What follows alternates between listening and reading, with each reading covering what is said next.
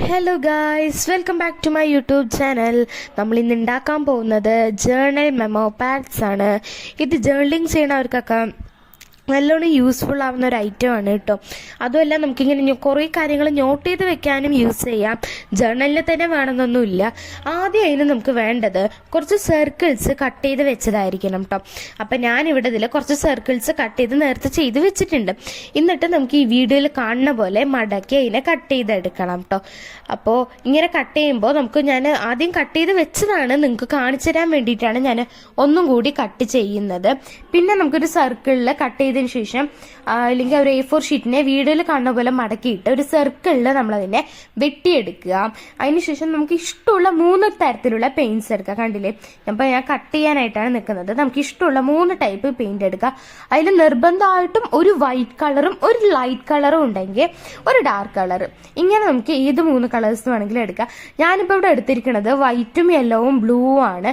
അത് ഒരു ട്രാൻസ്പാരൻറ്റ് ഷീറ്റിലോ അല്ലെങ്കിൽ ഒരു ബുക്കിലോ അങ്ങനെ പെട്ടെന്ന് നനയാത്തൊരു ഇടത്ത് ഇങ്ങനെ റഫായിട്ടൊന്ന് അങ്ങോട്ടേക്കും ഇങ്ങോട്ടേക്കും ഒരു 3-4 വര വരച്ചിട്ട് നമ്മുടെ വൈറ്റ് പെയിന്റിനെ ടാപ്പ് ചെയ്ത് കൊടുക്കണം. ഞാനിപ്പോൾ പറയുമ്പോൾ നിങ്ങൾക്ക് മനസ്സിലായില്ലെങ്കിലും ഈ വീഡിയോയിൽ കാണുമ്പോൾ നിങ്ങൾക്ക് അത് നന്നായിട്ട് തന്നെ മനസ്സിലാവും കേട്ടോ.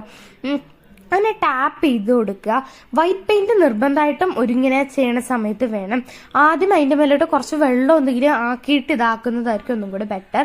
ഇങ്ങനെ വന്നില്ലെങ്കിൽ നിങ്ങൾ പേപ്പറിന് നനച്ചിട്ട് അതിൽ ഇങ്ങനെ കളേഴ്സ് ലൈറ്റ് കളേഴ്സ് ആഡ് ചെയ്യുമ്പോൾ ഒന്നും കൂടി ഭംഗി വരും. നിങ്ങൾക്ക് ഇതിൽ ഏത് തരത്തിലുള്ള മെത്തേഡ് വേണമെങ്കിലും യൂസ് ചെയ്യാം കേട്ടോ.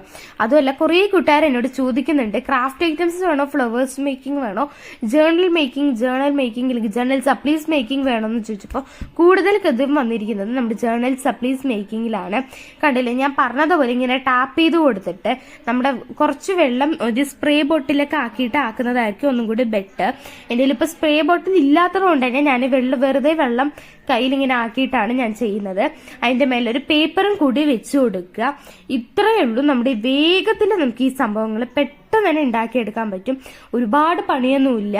എന്നിട്ട് ഇതിനെ ഉണക്കാനും വെക്കുക. നിങ്ങൾക്കിപ്പോൾ ഇത് ഞാൻ പറയുമ്പോൾ സ്പീഡിൽ പറഞ്ഞു പോകുകയാണ്. നിങ്ങൾക്കിത് വീഡിയോ കാണുമ്പോൾ ഒന്നും കൂടി നന്നായിട്ട് തന്നെ മനസ്സിലാവും കേട്ടോ. വെറുതെ കത്രിക എടുത്തിട്ടാണ് ഞാനത് ആക്കിയത്.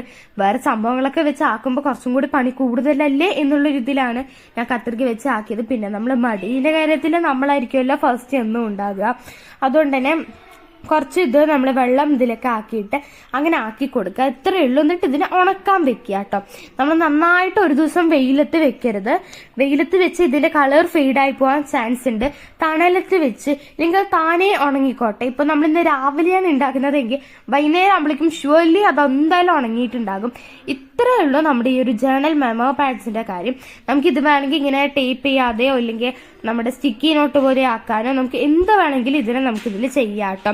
കാരണം നമുക്കിത് എങ്ങനെ നിങ്ങളുടെ യൂസ്ഫുൾ അനുസരിച്ചിട്ടായിരിക്കും ഇത് നമുക്ക് എടുക്കാനുള്ള കാര്യത്തിലും അങ്ങനെയൊക്കെ നോക്കുമ്പോൾ നിങ്ങൾക്ക് ഇഷ്ടം പോലെ നമുക്ക് ഈ സംഭവങ്ങൾ ചെയ്യാം.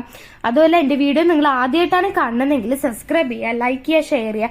സബ്സ്ക്രൈബ് ചെയ്യുമ്പോൾ തൊട്ടടുത്ത ബെല്ലൈക്കൺ അമർത്തിയാൽ ഓൾ എന്ന ഓപ്ഷൻ അമർത്താനും മറക്കരുത്. എങ്കിൽ തന്നെ ഞാനിടുന്ന എല്ലാ വീഡിയോസും നിങ്ങൾക്ക് നോട്ടിഫിക്കേഷനായിട്ട് ലഭിക്കുള്ളൂ. ഞാൻ പറഞ്ഞില്ലേ, നമുക്ക് അങ്ങനെ കളേഴ്സ് കിട്ടിയില്ലെങ്കിൽ പേപ്പറിന് നനച്ചിട്ട് ഇങ്ങനെ ചെയ്താലും നമുക്കത് ഭംഗിയിൽ തന്നെ കിട്ടും.